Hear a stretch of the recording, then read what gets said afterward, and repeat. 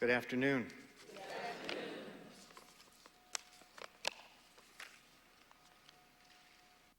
Diversity is a wonderful thing, isn't it? Yes. We've heard music, singing, dancing. It's all dance, but there are many kinds of dance. It's all singing, but there's many kinds of singing. It's all instrument playing, and there are many kinds of instruments, and there's a lot of kinds of music that can be played. Would we want it any other way? I don't think so. Diversity is a wonderful thing. And when we talk about tolerating, we're not talking about tolerating. We're not even talking about accepting. We're talking about embracing and celebrating diversity.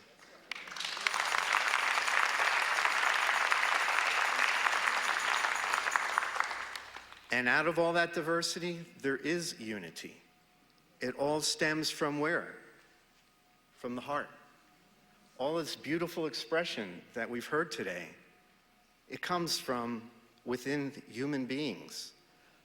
Because besides for the fundamental instincts we have to survive and eat and all those things, we have yearning. We have yearning to attach, to affiliate with, to commune with the source that gives us our life. And we also have a yearning to express, not for any end at all, just for the sake of expressing. That's what art is about. That's what real beauty is about. And we all, as human beings, share that. We all want to express in some way. We want to nurture and we want to be nurtured. We want to love and we want to be loved. We want to touch and we want to be touched. And we want to express in the most beautiful ways that come to us because we are inspired. Inspired comes from the word spire, spirit. It comes through us. All these things were very inspired. You could feel the inspiration. That's what all these celebrations should be about. Embracing diversity because it's all beautiful. And it all is grounded within each human being. And we do have many things in common, despite all the diversity. I would like to take one moment to honor someone who passed away recently in America. He was not a spiritual leader, he was not a religious leader, he was just a common Joe. He passed away recently, but in some ways he said something under very adverse circumstances that was incredibly spiritual and incredibly beautiful. His name was Rodney King. I think a few of you might know who he was. And I would just ask, and in the moment of this incredible adversity, this ordinary person came up with the most beautiful expression. Can't we just all get along? Isn't that what this is all about? Can't we just all get along? So I just ask for just a few minutes of silence to wish him well and Godspeed in his journey beyond the body.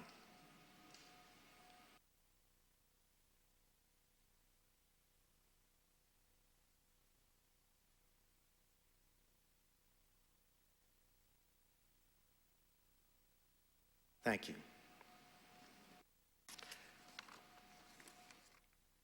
In the realm of spirituality, I sort of somehow got led into a double major in the School of Spirituality. I was born Jewish. Somehow I got disassociated from that, didn't ring with me, didn't jive with me the way I was taught my Judaism in Hebrew school growing up as a child.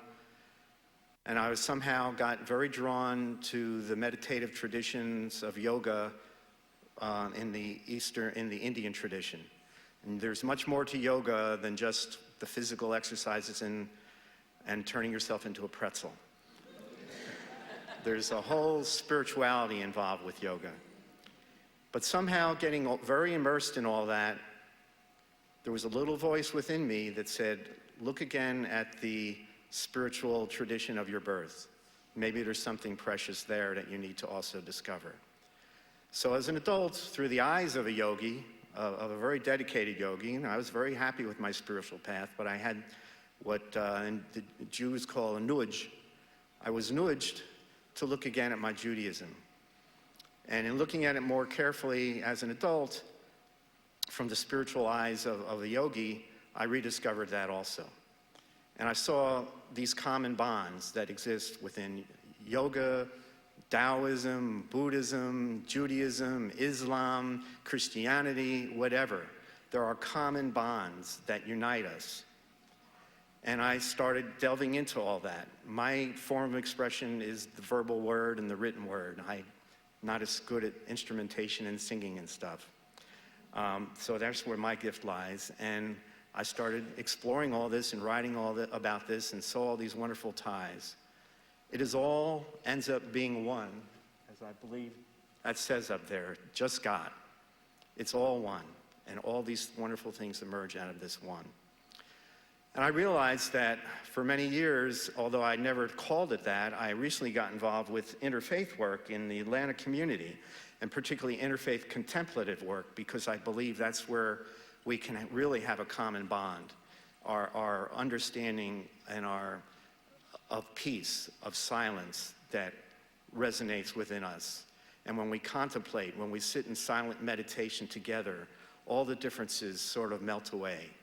And we can share a common bond just sitting in that silence, being still, and knowing that I am God within. So the interfaith work I've been involved with particularly has been involved in the contemplative, and we have interfaith contemplative groups.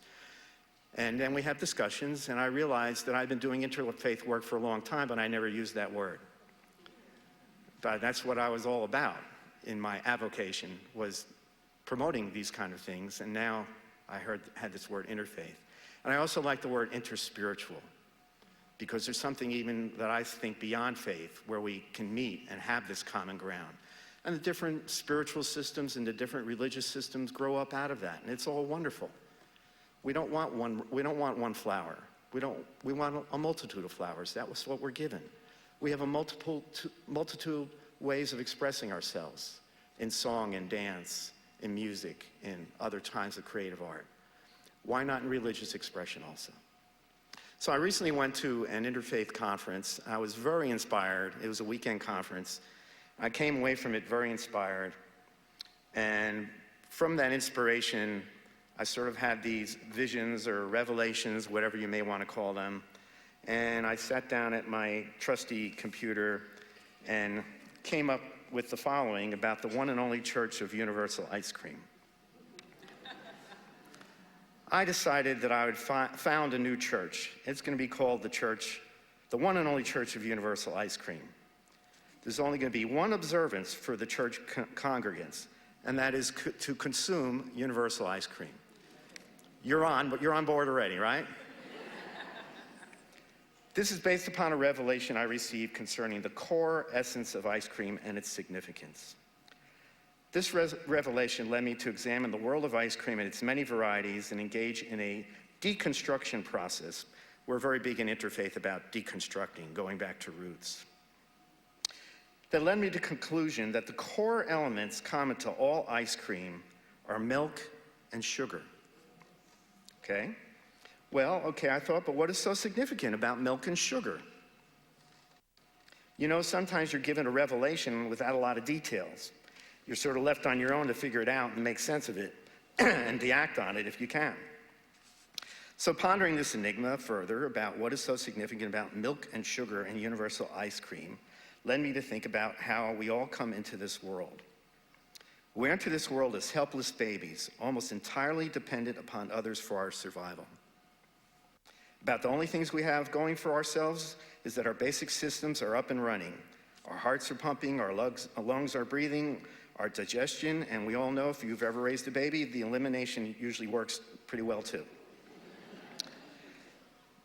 We breathe without having to go through any training, and likewise we have a sucking instinct. We all know that air is the most essential element of life.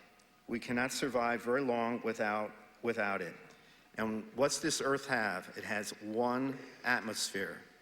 We all depend on that one atmosphere. Next is water. We can survive longer without water than without air, but not for too long before we will really suffer without having water also. But if the only nourishment we get is air and water, we're still not going to survive too long. We also need something else for nourishment to sustain us and allow us to grow and thrive, a word that pediatricians use. That's where the sucking instinct comes in, because soon after birth, all of us are taken to the breast to provide that additional essential ingredient that, along with air and water, can sustain us and help us thrive for quite a long time before we need anything else. And if not breast milk, we're provided with a manufactured substitute for it that we call infant formula. But the point here is to realize that from the moment of birth on, we develop a great need, longing, and attachment for that sweet milk. Maybe that explains our ongoing attraction to various forms of liquid sugary confections, whether frozen, cold, or warm. We certainly do like our liquid sugary confections. And maybe that explains why the description of the biblical promised land was a land of milk and honey. Interesting thought. It resonates so deeply with us. It all goes back to mother's milk. How suitable to be talking about this right after Mother's Day. That's when I originally had this revelation. It was right after Mother's Day. Anyway, I decided that this new religion is going to cash in on this revelation, because religions need to cash in, don't they? Get us back to the core. I'm going to develop an ice cream with the only ingredients being milk and sugar, and that will be universal ice cream. Now, being the savvy business person that I am, in addition to being a prophet, I have long realized that a problem with having an institution providing only ice cream is that sales tend to dive in the cold winter months. I figured that one out. I'm going to serve hot ice cream. We have hot ice. Shaquille O'Neal promotes hot ice. It's hot and it's icy at the same time. We're going to have hot ice cream. Nice, frothy cups of sweetened, steamed milk.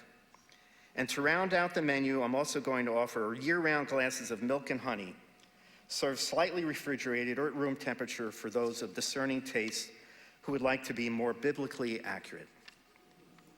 Now, being the prophet that I am, in addition to being a savvy business person, I'm expecting some problems along the way.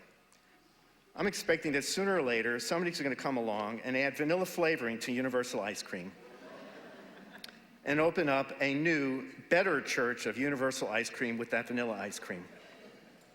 I said mine was the one and only, but no. And then chocolate is going to follow, and next strawberry. Then some Italian guy from Rome is going to come along and develop, of all things, Trinity ice cream. 3 flavors in every scoop. In the secular world, they're going to call it spumoni. And finally, will come all kinds of exotic flavors, colors, and probably even toppings. And then some manufacturing folks are going to come along and add all kinds of other ingredients so the product can be more consistent, ship better, and cost less. The country will be dotted with all kinds of churches of universal ice cream, all claiming to be the best yet, the ultimate, the final one and only, the culmination of everything that has gone on before, the culmination of everything that has gone on before, versions 2, 3, etc., etc. There'll probably even be churches that will offer universal steamed milk in the winter and frozen universal steamed milk in the summer. And all the variations available on those, like espresso, double shot, whole milk, 2%, skim or soy. They'll claim that they are the ultimate ones, not the ice cream establishments. And the congregants of all these different churches are going to start to get ugly with each other, because each church will claim that theirs and theirs alone is the one and only true universal ice cream. Blood will be shed, wars will be fought all over ice cream. No one will remember that there are common elements in all of the varieties of ice cream, because on the surface, they will all look and taste so different. They'll all focus on the differences and claim that there is no way that they can all be true ice cream. And there you have it, a big mess started over ice cream. Started over the basic need and drive to remain connected with a fundamental source of nourishment upon which we all depend in order to survive and thrive. So what is the solution to this conundrum? Is a return to one and only universal ice cream going to work? Doubtful. The cat is already out of the bag. Besides, what is wrong with diversity? And not just tolerating differences, but accepting, embracing, and celebrating them. Everywhere we look, we see diversity in the animal, vegetable, and mineral kingdoms, and also a unifying interdependence. We see diversity in human expression and endeavor, from ethnicity and culture to food preparation and artistic expression. Why should it be any different with a religious expression? Maybe Baskin-Robbins had it right, collecting all of these different varieties of ice cream under one roof in a joyous expression of the wide world of ice cream, but reminding everyone that they are all ice cream, providing everyone a choice. Is the guy who prefers Rocky Road really going to get into a heated argument with the guy who prefers mint chocolate chip? Or can they acknowledge that both are ice cream and they have different individual tastes, different strokes for different folks? So the challenge for interfaith work is the Baskin-Robbins challenge. We all need to keep up the good work. As for me personally, I'm one of those folks who likes the simplicity of the core ingredients of universal ice cream, distinguishing between spirituality and religion. Maybe I'll splurge and throw in a little flavoring or topping once in a while just for fun. But for the sake of peace on earth and a recognition of our common, interdependent humanity, we all need to constantly remember that it is all ice cream. And I do have a chant that I'd like you to join in with. You probably know this chant. It's the universal ice cream chant. You scream, I scream, we all scream for ice